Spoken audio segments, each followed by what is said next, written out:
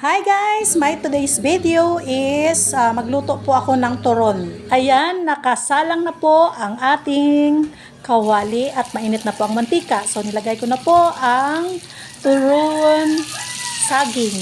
So yan, para diretso, saging. O, paisa-isa akong nilagay. Kunti nga lang yung mantika guys pero depende na yan kung hanggang saan yung kaya ng ating mantika. So, ayan. 5 piraso muna ang nilagay ko guys.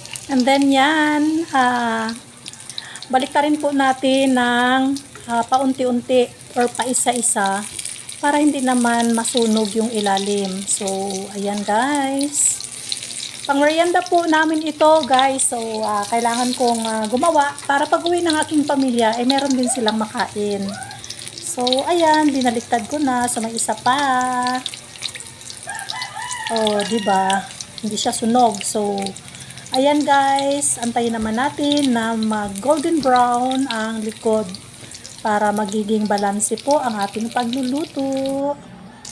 Ayan, binaliktad ko na. So, ayan, malapit na talaga siyang masunog guys. So, sige lang guys, hayaan lang natin yan. Ang importante is luto siya at hindi naman masyado maitim.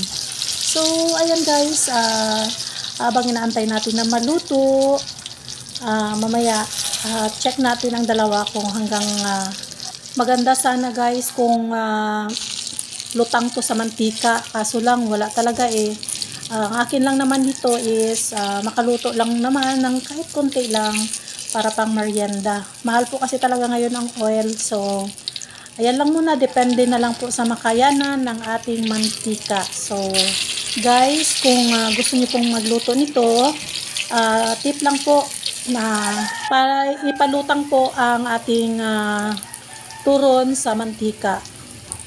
So, ayan po. Paisa-isa ko nang nilagay sa plato ang aking naluto. So, ayan.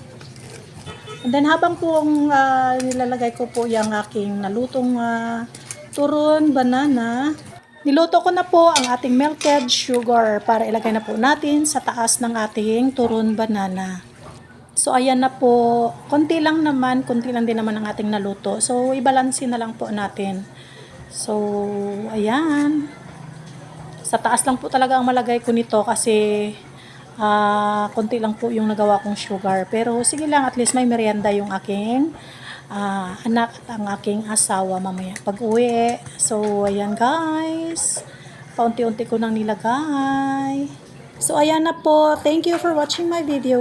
Bye-bye.